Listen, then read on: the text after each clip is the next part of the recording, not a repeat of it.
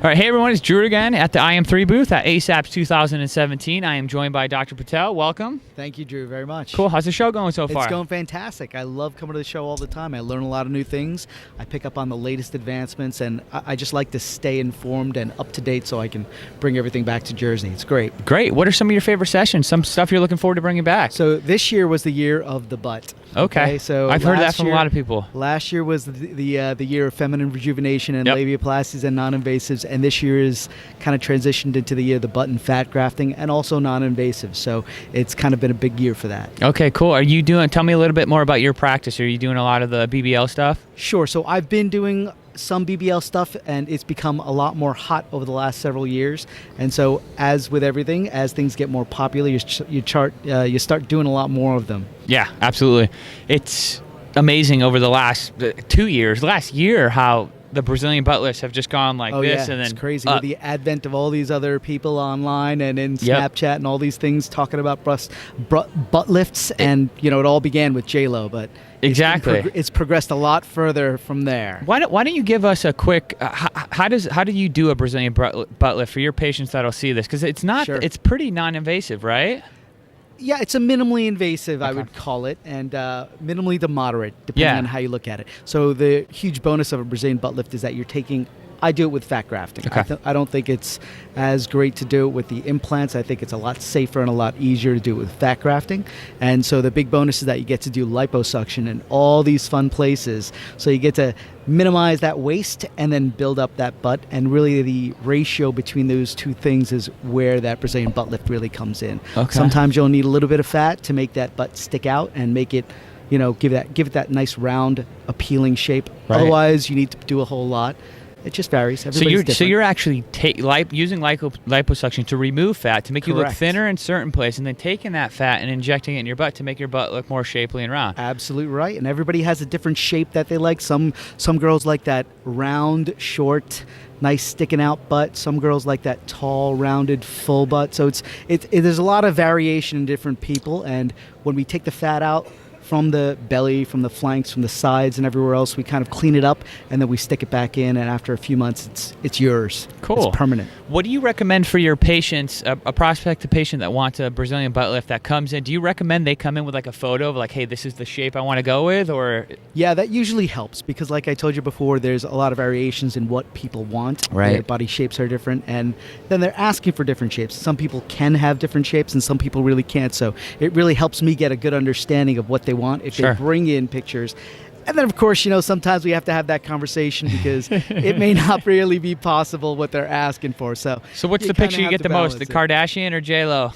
So actually, the trend has been getting a little bit smaller. Really? It used to be the really, really, really big butts, but I think with more people wanting bigger butts, more people coming in with more realistic expectations. Because if you get that really skinny mini girl like a Kylie Jenner or somebody else who has that tiny, tiny waist and not a whole lot of fat, you're really not going to get a whole lot of fat to put into her butt. So they got to have a little more realistic expectations. Cool. That makes sense. Awesome. How long have you been a member of ASAPS for?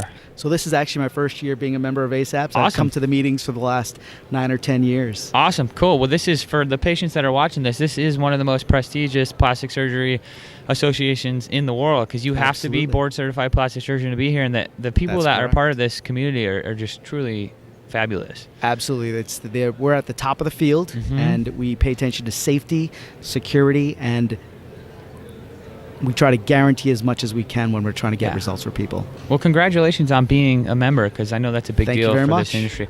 I still got some more for you. So let's do some rapid fire, just fun, quick questions. Learn a little more about you. What's your favorite color?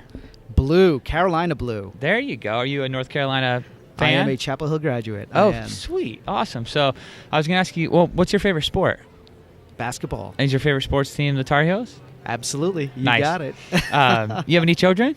I do not have any children yet. Maybe that's going to change in the near future. We'll see. Awesome. Congrats. Future congrats on that if they come. What was the last thing you watched on TV? Big Bang Theory. Nice. Great. Hilarious show. It is. It really is. Any advice you would give to a previous boss? To a previous? Boss. Any advice you would give to a previous boss? What do you mean by boss? Like did you ever have a boss before? Yeah. I've been my own boss my entire life, yeah. except in residency. What about maybe of course. maybe a previous mentor? Right. So I would say make sure you're human and you relate to everybody and anybody. When I'm walking around the hospital and I'm, let's say, the boss of the operating room or my procedure, I try to make sure I get to know from the janitor all the way up to my scrub nurse, because every single one of those people plays a significant role in our lives. So nobody's unimportant. You have to, at some point, somebody can be very important to you. So don't neglect anybody. I love that. That's great advice right there for any leader in any industry. Absolutely. Cool.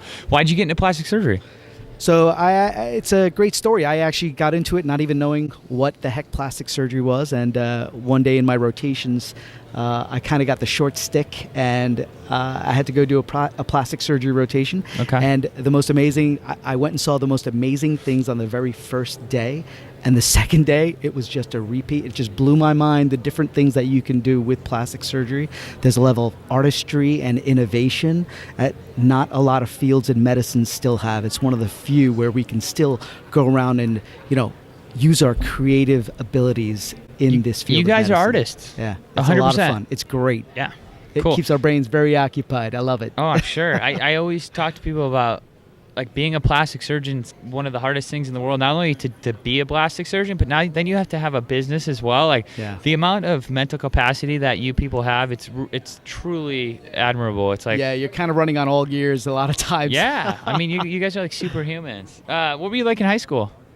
I was a big dork in high school. Okay. Absolutely. What kind of dork? Like dork Star ever. Wars collection dork? I love Star Wars. I guess sort of like a geeky dork. I don't know, whatever you would call it. But, I like to read a lot. Yep. I did a whole lot of science fiction, and I think that plays into the whole idea of artistry and desiring, change and wanting to see what's next, what else can you do with the things that we do. I think that led a lot of my passion for, learning new things. Awesome. Okay, last question.